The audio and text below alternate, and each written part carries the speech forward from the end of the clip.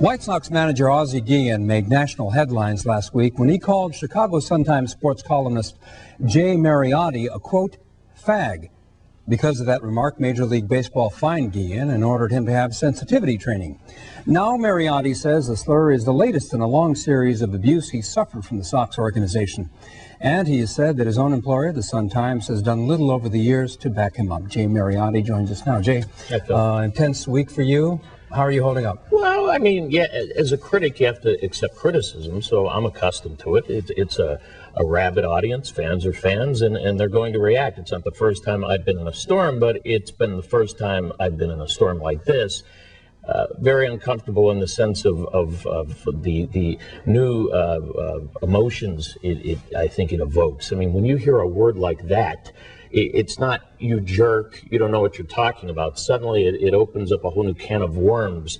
And I've been feeling it over the last week, absolutely. You know, you said you wanted to come on when you talked to our producer. You said you wanted to come on and talk about issues beyond what Ozzie Guillen called you, that you were ready to talk about bigger issues regarding the White Sox and, in fact, your own employer at the Sun-Times. And you alluded to some specific incidents that you've had with the White Sox in the past, specific grievances.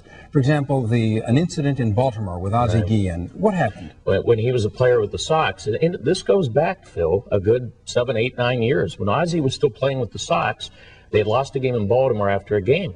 And he's claiming here he doesn't know me. He knows exactly who I am. He watches me on television every day in the clubhouse. He knows who I am. At this particular incident, though, he's naked.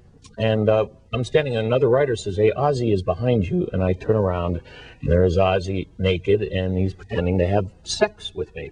And that's alarming. We immediately went to the White Sox about that. Me and the sports editor at the time had a meeting with their people, Rob Gallus, then the marketing director. And Gallus said, that's Ozzie.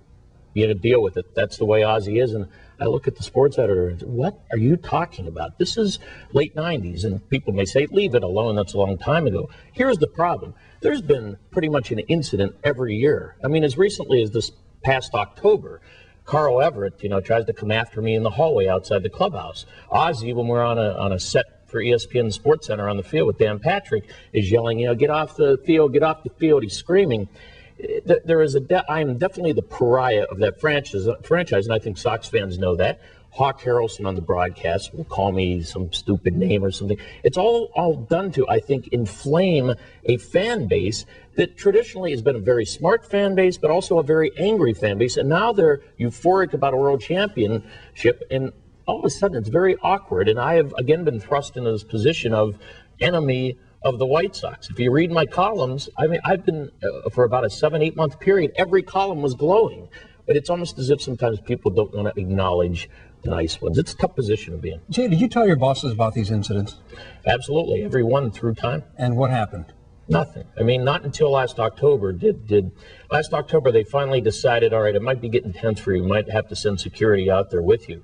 But the minute that the first so-called security day out there where the White Sox people were alerted, that's when Carl Everett tried to come after me. What do you mean he tried to come after you? Well, we're in the hallway, Greg Couch and I, and we're walking past the clubhouse door, and Everett sees me, and he starts screaming. Now, Everett's a volatile guy. This is not the first time he's had an altercation with a sports writer. And he starts screaming. He's with a couple of his buddies, and one of their people got up and kind of got in the way, and we just kept walking. But the point is here, everybody wants me in this clubhouse. I mean, it's too crazy to go in that clubhouse. I'm not, believe me, I'm not scared of it. It's a matter of professionalism and dignity and couth. That's all I'm asking for. And it's got to start at the top with Jerry Reinsdorf, who has pretty much been a guy he's been on your show, ridiculing me on this show. What do you call me, a pissant once on the show? He's got to put an end to this. And honestly, Phil, I think he enjoys this. Let's go back to your relationship with your own bosses. Have they backed you up as much as you wanted them to? Well, through the years, they should have been more aggressive, I believe, in putting an end to this. Maybe we wouldn't have had the succession of situations. Maybe I would have kept going to the clubhouse. A few years ago, I decided, no more clubhouse. This is getting out of control. It's Animal House. Too many episodes, too many incidents, too much Harrelson. I mean, I'm in Minnesota in a press box a couple years ago. There's Hawk, and he's in his 60s. Pounds me against I'm sitting in a chair, and he's pounding me behind and I can deal with this. But why are you in that mood to always criticize me on the air every single night. I have a job to do. I'm fair to the Sox. When they're doing well, nobody writes it better than I do. Sometimes things aren't well, and I have to be critical. And I think sometimes he inflames the passions of the fans. It all starts at the top with the White Sox.